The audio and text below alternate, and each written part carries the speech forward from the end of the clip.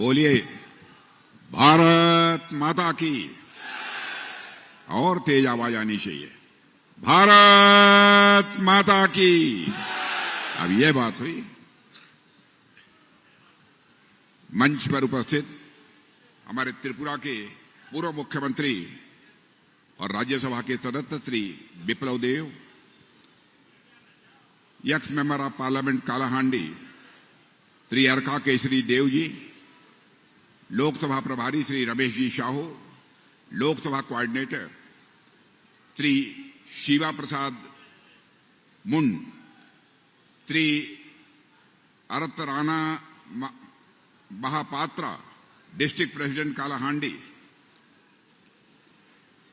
और Shri Pradeep Kumar Nayak, MLA candidate from Bhawanipatna, Shri Ramesh Chaudhary Majhi, MLA candidate Lanjigarh, Aniruddh Pradhan, MLA candidate Narla, Shri Sudhir Ranjan Patjoshi, MLA candidate Dharmagarh, Shri Manoj Kumar Mehar, MLA candidate Junagadh.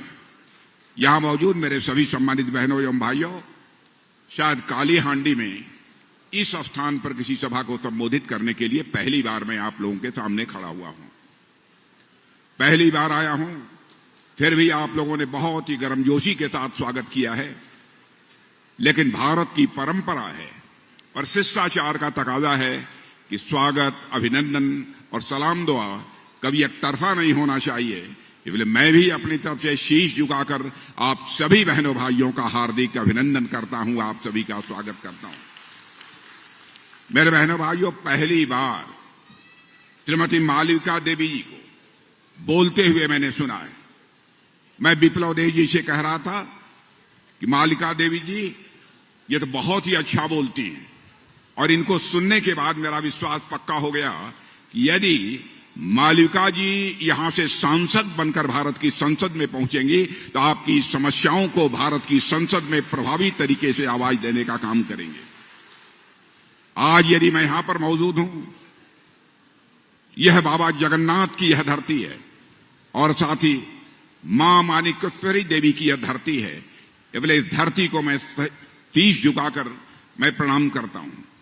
मुझे यह बतलाया गया है कि यह शहीद रेंडो माझी जी की भी धरती है, और इतना ही नहीं, श्री जगदीश प्रसाद जोशी जी की भी धरती है। इन भी विभूतियों को मैं अपनी तरफ से नमन करता हूं। मेरे बहने भाइयों, कि आज ऐसी धरती पर मुझे आने का यहां पर सौभाग्य प्राप्त हुआ है। जहां तक कालाहांडी का प्रश्न है, लंबे समय से भारत की राजनीति में मैं अपनी भूमिका निभा रहा हूं। कालाहांडी आज के कुछ साल पहले लोग कहते थे जहां सबसे अधिक भूखमरी हो, जहां सबसे अधिक गरीबी हो, जहां सबसे अधिक लाचारी हो, उसे ही मान लीजिए कि वही कालाहांडी है। लेकिन आज आप लोगों को देखने के बाद, आप लोगों के चेहरे के देखने के बाद बहनों भाइयों, मैं समझाऊं, चाहे जो कुछ भी हुआ हो, 10 वर्षों के अंदर जब से प्रधानमंत्री मोदी जी बने हैं, उनके नेतृत्व में जो भी कदम उठाए गए हैं, जो भी सामाजिक कल्याण के कार्यक्रम प्रारंभ किए गए हैं, अब कालाहांडी के बारे में मैं समझता हूं आगामी 5-8 वर्षों में वह धारणा नहीं रहेगी जो कि पहले हुआ करती थी। और आज मैं अपने आपको यकीन दिलाने आया हूं, बहनों भाइयों, हमारे प्रधानमंत्री का संकल्प है कि हिंदुस्तान का एक भी क्षेत्र शेष नहीं बचेगा जिस क्षेत्र का तेजी के साथ विकास न हो। क्योंकि भारत को हम विकसित भारत बनाना चाहते हैं, तो जब तक भारत के हर क्षेत्र का विकास नहीं होगा, तब तक भारत को विकसित भारत बनाने का भी हमारा स्वप्न पूरा नहीं हो पाएगा। कालाहांडी में मुझे याद है बहुत सारे एनजीओ यहां गरीबी पर्यटन के लिए आते थे, और यहां से जाने के बाद अखबारों में लेख लिखते थे, कहते थे कि वहां कितनी गरीबी है, इतनी गरीबी तो शायद दुनिया में कहीं नहीं होगी। इस प्रकार के लोग लेख लिखा करते थे। यहां से जाने के बाद आपने इस देश में लंबे समय तक कांग्रेस की सरकार को भी काम करते हुए देखा है। बहनों भाइयों, मैं आपको याद दिलाना चाहता हूं, पंडित जवाहरलाल नेहरू भी, चाहे वह श्रीमती इंदिरा गांधी रही हों, चाहे राजीव गांधी जी रहे हों, चाहे डॉक्टर मनमोहन सिंह जी रहे हों, सबने यह दावा किया, हमारी सरकार बना दो, हम भारत से गरीबी को मिटा देंगे। आपने सारे इन लोगों की सरकार बनाई, 50-55 वर्षों तक अखंड हुकूमत इस हिंदुस्तान में यदि किसी की रही है तो कांग्रेस की रही है, लेकिन हिंदुस्तान की गरीबी दूर नहीं हुई है। लेकिन बहनों भाइयों, मैं दावे के साथ कह सकता हूं, हमारे प्रधानमंत्री मोदी जी के आने के बाद 8-9 वर्षों के अंदर ही हम लोगों ने भारत से 25 करोड़ लोगों को गरीबी रेखा से बाहर करने में कामयाबी हासिल की है। यह मैं नहीं कह रहा हूं, बल्कि सारी दुनिया की वित्तीय संस्थाएं कह रही हैं। भारत का नीति आयोग इस बात को कह रहा है। जो काम कांग्रेस नहीं कर पाई कभी, उस काम को करने का जो मुहिम प्रारंभ किया था हमारे प्रधानमंत्री ने, उसको काफी हद तक उन्होंने पूरा किया। जहां तक समाज कल्याणकारी योजनाओं का, सोशल वेलफेयर स्कीम्स का प्रश्न है, मैं आज आपको यह कहने के लिए आया हूं, मंत्रिमंडल का एक सदस्य होने के नाते, पार्टी का एक वरिष्ठ नेता होने के नाते आपको मैं विश्वास दिलाने आया हूं मेरे बहनों भाइयों, और इसलिए भी विश्वास दिलाने आया हूं, जो चुनावी घोषणा पत्र तैयार हुआ है उस कमेटी का चेयरमैन मैं ही था। घोषणा पत्र में जो कुछ भी हम लोगों ने लिखा है, बहुत सोच समझ कर लिखा है। हमारा ये चरित्र है कि हम जो कहते हैं वह हम करते हैं, हमने करके दिखाया है। मैं आज आपको कहने के लिए आया हूं बहनों भाइयों, 10 से लेकर 15 वर्ष के अंदर हिंदुस्तान में कोई भी गरीब शेष नहीं बचेगा। यह मोदी की पक्की गारंटी है। इस हिंदुस्तान में एक भी व्यक्ति शेष नहीं बचेगा आगामी 5 से लेकर 5 वर्षों के अंदर, जिसके पास रहने के लिए पक्का मकान न मुहैया हो। एक परिवार शेष नहीं बचेगा जिसके घर में नल के माध्यम से जल न पहुंच जाए। एक परिवार ऐसा नहीं बचेगा जिसके घर में माताओं बहनों को एलपीजी गैस सिलेंडर के माध्यम से खाना बनाने का अवसर न मिल जाए। इतना ही नहीं, आयुष्मान भारत की सुविधा हमारे प्रधानमंत्री ने आप सबको मुहैया कराई है, लेकिन आयुष्मान भारत की सुविधा आपको किस हद तक मिल रही है उसके बारे में मैं दावे के साथ नहीं कह सकता हूं, क्योंकि यहां पर राज्य सरकार बीजू जनता दल की सरकार रही है, हमारी सरकार नहीं है। हमारी सरकार होती तो मैं कह देता, जो लोग भी आयुष्मान भारत का कार्ड पाने के लिए जो पाने के योग्य थे उनको प्राप्त हो गया। लेकिन आज मैं दावे के साथ नहीं कह सकता, क्योंकि बीजू जनता दल की सरकार है। मैं आज आपको यकीन दिलाने आया हूं कि जो लोग आयुष्मान भारत का कार्ड पाने के लिए अधिकृत हैं बहनों भाइयों, हमारी यहां पर उड़ीसा में भी भाजपा की सरकार बना दीजिए, एक व्यक्ति शेष नहीं बचेगा जो कि आयुष्मान कार्ड पाने का अधिकारी है, उसे आयुष्मान कार्ड प्राप्त न हो जाए।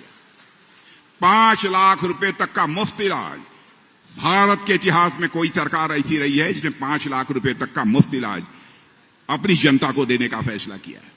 और आज मैं यहां कहने आया हूं, चाहे आपकी आमदनी कुछ भी हो, आप गरीब हो, अमीर हो, किसी जात के हो, किसी धर्म के मानने वाले हों, अब हम लोगों ने तय किया है, यदि आपके परिवार में 70 वर्ष की उम्र का यदि कोई है, चाहे आपकी मां हो, पिता हो, बाबा हो, दादा हो, जो भी हो, उनको सारे लोगों को आयुष्मान भारत की सुविधा जून में गवर्नमेंट बनने के बाद प्रारंभ कर दी जाएगी सारे देश भर में।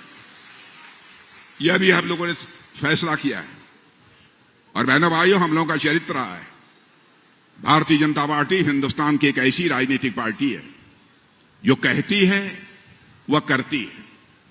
मैं आपको याद दिलाना चाहता हूं, बहुत पहले हम लोग कहा करते थे, जब हमारी केंद्र में सरकार बन जाएगी, हमको स्पष्ट बहुमत मिल जाएगा, तो धारा 370 जिसके तहत जम्मू कश्मीर को विशेष राज्य का दर्जा प्राप्त है, हम चुटकी बजाकर समाप्त कर देंगे।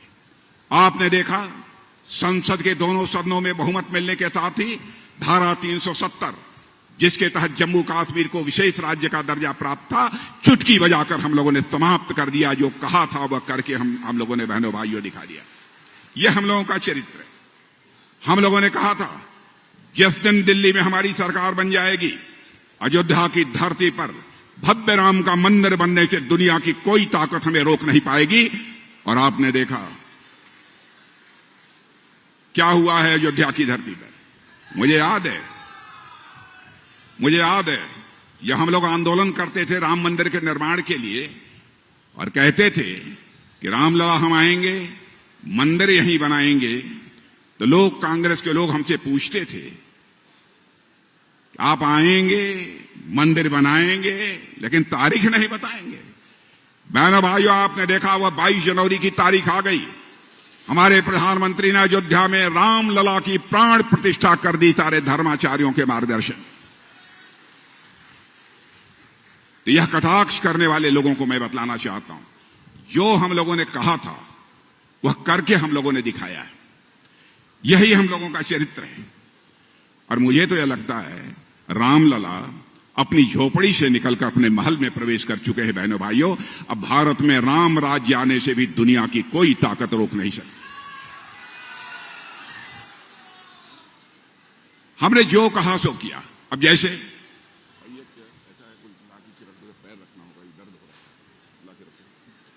हम लोगों ने कहा था 3 तलाक समाप्त करेंगे। लोगों ने कहा कि दूसरे धर्म के लोगों के मामले में आप क्यों हस्तक्षेप करते हैं। बहनों भाई, आप ये बतलाओ,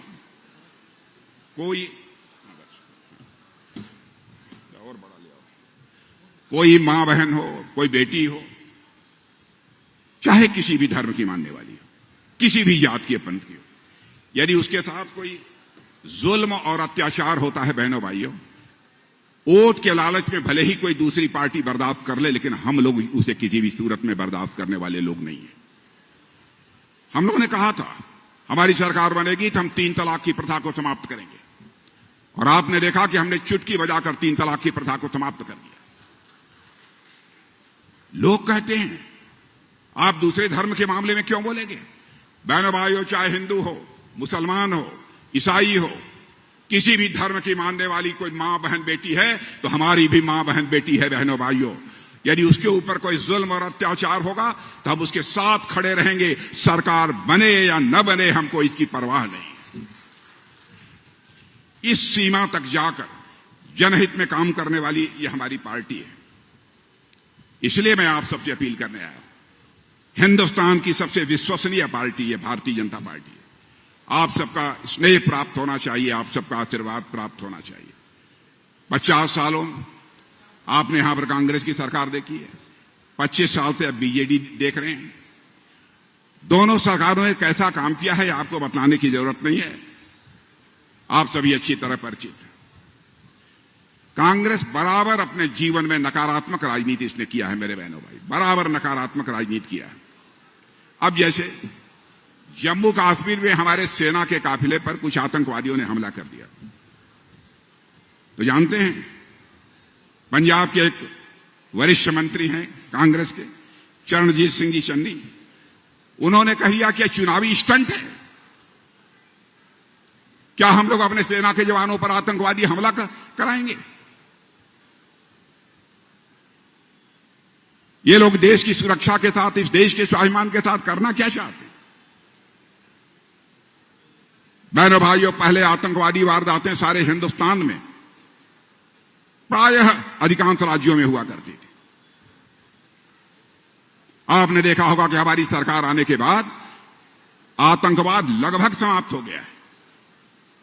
छिटपुट 1-2 आतंकवादी घटनाएं होती हैं। यह भी आतंकवादी वारदात हुई थी। हमारा एक वायु सेना का जवान शहीद हुआ था बहनों भाइयों, लेकिन हमारे सेना के जवानों ने अपने शौर्य और पराक्रम का परिचय देते हुए 2 आतंकवादियों को तुरंत सफाया कर दिया, उनको मार गिराने में कामयाबी हासिल।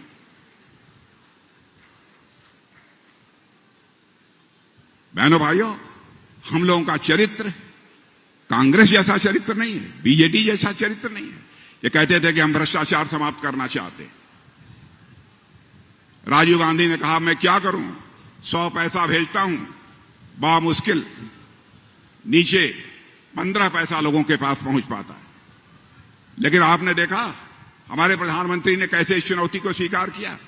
जनधन, आधार, मोबाइल की ऐसी त्रिमूर्ति तैयार कर दी कि आज यदि दिल्ली के बैंक से 100 पैसा चलता है तो 100 का 100 पैसा आपकी जेब में पहुंचता है, 1 पैसा भी भ्रष्टाचार की भेंट नहीं चढ़ने पाता। यह है हमारी सरकार। बहनों भाइयों, मुफ्त राशन, कभी किसी ने सोचा होगा कि भारत में कोई भी ऐसा प्रधानमंत्री आएगा जो कि 80 करोड़ लोगों को मुफ्त राशन मुहैया कराएगा? मैं दावे के साथ कह सकता हूं कि आज भारत के अंदर कोई भूख से दम तोड़ने वाला नहीं बचा है, भूख से मरने वाला कोई नहीं बचा है। और मैं जानता हूं बहुत सारे ऐसे लोग हैं जो कि परिवार में 4 लोग 5 लोग हैं तो 4-5 लोग 5-5 किलो का राशन लेते हैं, खाते ही नहीं है बल्कि बेचते हैं। यह बात सच है कि नहीं? यह बात सच है कि नहीं? बहनों भाइयों, हमारा देश तेजी के साथ आगे बढ़ रहा है, इसलिए मैं आप सबसे अपील करने आया हूं कि जो हमारे भारतीय जनता पार्टी के प्रत्याशी हैं उनको आप भारी मतों से विजय दिलाएं। बातें बहुत करनी थी, लेकिन आगे भी मुझे जाना है, समय अभाव है, इस कारण यहीं पर अपनी बात समाप्त करता हूं और आप सभी से मैं निवेदन करूंगा कि मालिका देवी जी को भारी मतों से विजय दिलाकर आप भारत की संसद में भेजें।